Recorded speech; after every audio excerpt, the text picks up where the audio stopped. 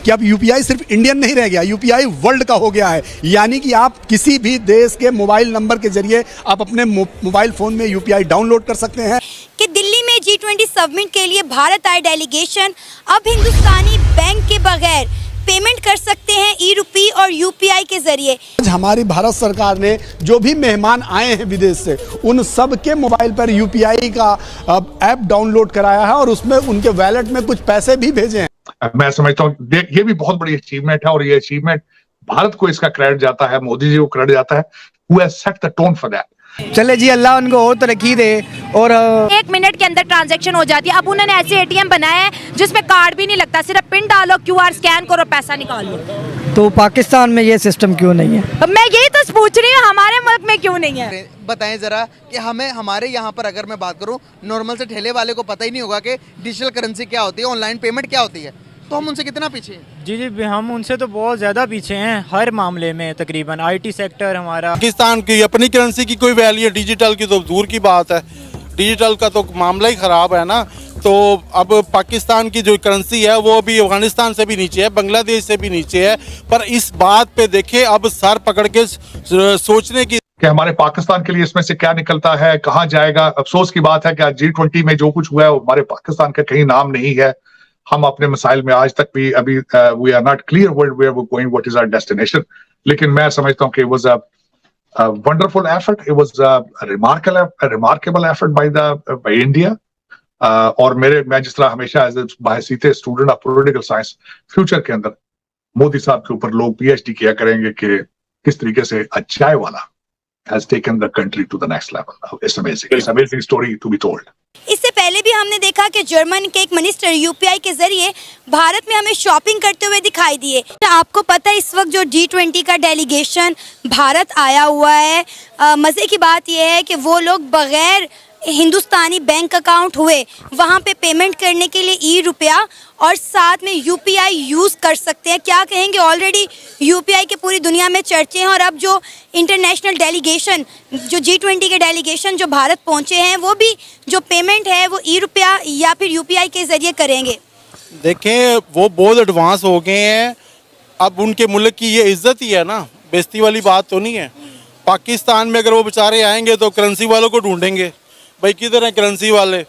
अगर करेंसी वाले मिल भी जाएं तो मैं भी श्योर कि उनको सही असली वाली रकम तो मिलेगी भी नहीं। नमस्कार दोस्तों, बता दें दोस्तों कि भारत में जो G20 की बैठक हुई थी उनमें 20 नेता आए थे विदेशी। वो भी उनके आने के बाद भारत में एक ऐसा कमाल दिखाया अपना कि सभी नेता हो गए भारत के दीवाने। बता दें दोस्तों कि भारत की यूपीआई सिस्टम के बारे में जानकर भारतीय ये देश के बारे में विदेशी नेता तारीफ से नहीं रुक रहे हैं। उन्होंने भारत जो यूपीआई है उसको यूज़ किया है। भारत ने उन्हें यूपीआई उनके मोबाइल में डाउनलोड किया और कुछ पैसे दिए कि वो यहाँ पे कुछ खरीद करें और यूपीआई ट्रांजैक्शन से वो आदी बन जाए, मतलब उन्हें आदत हो जाए। और वो इसके बारे में जानने के बाद, ये उपयोग करने के बाद कई नेता भारत की बहुत ही ज़्यादा तारीफ़ कर रहे हैं। इसके बारे में भी पाकिस्तानी मीडिया को लग रही है मिर्ची, क्योंकि दोस्तों पाकिस्तान में कई रिक्शे वाले तक नहीं जानते हैं कि यूपीआई पेमेंट होता क्या है, जहां कि भारत के हर एक बच्चा भी जानता है एक छोटा सा कि यूपीआई पेमेंट क्या होता है। इसके बारे में पाकिस्तानी मीडिया अपनी राय रख रही है। चलिए दोस्तों, वीडियो में देखते हैं क्या और कहती है पाकिस्तानी मीडिया यूपीआई के बारे में। थैंक यू दोस्तों। सर, वो पाकिस्तान में आएंगे ही नहीं, पहली बात तो ये है। कभी खुदा खौफ करके शायद आ ही जाएं। जब सलाब आता है फिर वो आ जाते हैं, जब हम मरने लगते हैं, कोरोना होता है, फिर वो खुदा तरसी करके हम पे आते हैं। लेकिन सर, पाकिस्तान में तो डिजिटल करेंसी का कोई कॉन्सेप्ट ही नहीं है ना, दूर दूर तक। पाकिस्तान की अपनी करेंसी की कोई वैल्यू है, डिजिटल की तो दूर की बात है। डिजिटल का तो मामला ही ख़राब है ना। तो अब पाकिस्तान की जो करेंसी है वो अभी अफगानिस्तान से भी नीचे है, बांग्लादेश से भी नीचे है। पर इस बात पे देखे अब सर पकड़ के सोचने की थी। मुझे आज एक मालूमात मिली है कि जब 71 की जंग हुई है ना, तो इंदिरा गांधी को जो जनरल रोड़ा था उसने कहा है कि पाकिस्तान पे हमला करते हैं। तो उसने, इंदिरा गांधी ने कहा कि मेरे बाप ने मना किया था कि मुस्लिमों को ना छेड़ो, ये एक हो जाए तो बड़े जालिम हो जाते हैं, फिर हम नहीं बचेंगे। उसने कहा जी इस टाइम उसके जो 2 आर्मी चीफ और जो वज़ीर आज़म जुल्फ़िकार अली भुट्टो और जनरल यहिया खान दोनों हैं, मेरे साथ उन्होंने हुई है। इस टाइम 80 से अच्छा मौका कोई भी नहीं है पाकिस्तान पे अटैक करने का। ये जनरल रोड़ा ने इंदिरा गांधी को कहा।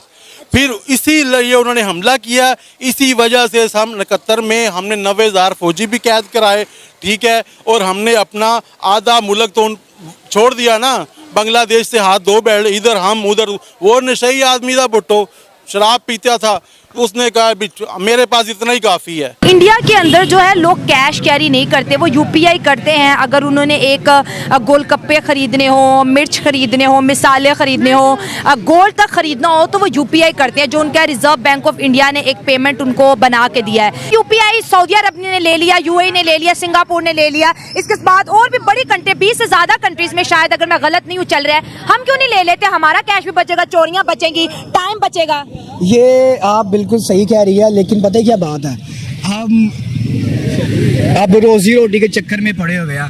हमें वो तरक्की वाले मामला तो के नहीं वो समझ में आते। और अब आप बात बता रही हैं कि गोलगप्पे वाला, मतलब कि वो लोग इतने आगे निकल चुके हैं, इतनी तरक्की कर रहे हैं, और हम लोग वहीं के वहीं, बल्कि हम लोग 20, 30, 50 साल पीछे ही जा रहे हैं। आप लोग देखेंगे, जब आप यूट्यूब निकालेंगे, सोशल मीडिया निकालेंगे, आप देखेंगे कि अमेरिका वगैरह, ये लोग लंदन, यूके वगैरह कितने आगे हमसे। मैं तो मानता हूँ कि वो हमसे वो 100 साल जो है ना वो आगे हमसे। लेकिन पाकिस्तान में बस क्या बताएं अब आपको, हालात आपके सामने ही सारे। ज़माने में कैश कैरी करके मार्केट जाना क्या सेव है? बिल्कुल भी सेफ नहीं है। जो हालात है, जितनी महंगाई हुई है, जिस तरह का दौर चल रहा है, जितनी महंगाई है, लोग तो अब सोच रहे हैं कि हम कैसे अपना गुजारा करें जीने के लिए। अब बहुत मुश्किल हो चुका है यहाँ पे। आपके हाथ में ग्रोसरी भी अगर आप दिखाएं तो जो क्या क्या रेट चल रहा है इस वक्त? ये केले आपने रखे हैं और प्याज। ये यहाँ पे केले के 5-6 रेट हैं, एक ही टाइप का केला है लेकिन रेट 5-6 है। ये जो रेडियो वाले हैं, चले वो तो चलो 20-30 कम करके दे देते हैं, ठीक है, लेकिन ये दुकानों वाले ये दिखाते कुछ और है, देते कुछ और है। अभी मैं एक शॉप से ये प्याज लेके आया हूँ, प्याज का रेट जो ना 120 रुपया, तो उससे मैंने प्याज देखा कि सस्ता, इसने 80 रुपये किलो लगाया हुआ है। जब मैंने उसको बोला ना कि भाई इसमें जरा 1 किलो डालना, तो जब उसने 1 किलो प्याज डाला तो उसने बीच में ना छोटे छोटे भी डाल दिए, छोटे छोटे से बिल्कुल छोटे छोटे से डाल दिए। तो मैंने जब ना शॉप पर देखा तो मैंने कहा यार ये क्या किया तुमने? कहते हैं भाई जो रेट लिखा हुआ है उसी हिसाब से मैं दे रहा हूँ। और हमारे साथ तो मंडी में भी ऐसा होता है, वो दिखाते कुछ और है, देते कुछ और है। आपने तो फिर भी 2-4 प्याज को हाथ लगा लिया है, वो तो हाथ भी नहीं लगाने थे हमको। तो मैंने कहा यार ये तो फिर पूरे का पूरी पलटूम यहाँ पे बेईमान है, तुम कुछ हया करो, हया आती है आपको? तो वो कहता है हाँ हया क्या करनी है, चले मैं आपको चेंज कर देता हूँ। मैं कहा मैं चेंज नहीं करवाता, तुम क्या करोगे आप? कहते चले मैं रेट चेंज कर देता हूँ। तो फिर मेरे कहने पे उसने वो 20 रुपया रेट और कम कर दिया। ये साथ ही खड़ा होगा वो रेडी वाला बात है, उसने रेट कम कर दिया। लेकिन हम आज बात करें यूपीआई पे। अब उन्होंने कहा है कि ऐसे एटीएम बना दिए जिसमें कार्ड के बगैर पेमेंट आप विड्रॉ करेंगे, सिर्फ क्यूआर स्कैन करेंगे, पिन लगाएंगे, पैसा निकालेंगे। वो तो बहुत अच्छी सहूलत है। आप देखिए, आप एटीएम पे जाएंगे, कैश निकालेंगे, जो हालात है लोग गन पॉइंट पे आपसे ले लेंगे पेमेंट। मेरे साथ रिसेंटली हुआ है, ये पंजाब बैंक के सामने मैं लेके आया था, मेरी सैलरी आई तो मैंने कहा चलो हाफ पेमेंट निकाल लेता हूँ। वो तकरीबन 25,000 रुपया था, मैं लेके निकला हूँ। तकरीबन 15 से 20 कदम आगे गया हूँ, 2 लड़के आए, फरिश्ते आ गए जी, फरिश्ते मौत के फरिश्ते। हाँ, वो आगे कहते जी साइड पे हो जाओ, साइड पे। तो मैंने कहा क्या मसला है? कहते साइड पे हो जाओ। कहते नहीं, खबर आपको पता चल गई थी क्या? पता तो मुझे चल गया कि अब इसने मुझे जो करना नहीं माफ करना। हाँ, तो वो फिर साथ वाला कहता नहीं इसे इधर ही टाइम नहीं है हमारे पास। चौरा के पास भी टाइम नहीं है, टाइम ही नहीं है, वो टिकटी भी करनी उसके लिए भी टाइम नहीं है। तो बाहर क्या उन्होंने मेरे से मोबाइल लिया, पैसे लिए और वो रफू चक्कर हो गए बस। तो ये बड़ा डिफिकल्ट है एटीएम डालना। और लंबी वाले क्या करते हैं, वो पैसे रखते नहीं है, जाते हैं यूपीआई करते हैं, सारी की सारी खरीदारी। वो कहते हैं हम तो पैसा रखते ही नहीं है पास। वो सियाने हो गए ना, वो सियाने हो गए। वो कहते हैं कि हमें अब पाकिस्तान को हराने के लिए या पाकिस्तान के लिए जंग करने के लिए हमें जरूरत नहीं है। वो दोस्तों आपने अभी तक ये देखा कि पाकिस्तानी मीडिया और विदेशी नेता भारत की यूपीआई के बारे में क्या क्या कह रहे थे, लेकिन दोस्तों ये बात तो आप जानते ही होंगे कि आपने यूज़ भी किया होगा कि यूपीआई पेमेंट को, क्योंकि दोस्तों हम सभी भारतवासी यूपीआई को यूज़ करते हैं। जबकि पाकिस्तान में ऑनलाइन ट्रांजैक्शन जो कि बहुत ही आसान नहीं है, जबकि भारत में बहुत ही आसान है, जो कि एक छोटा सा बच्चा भी कर लेता है।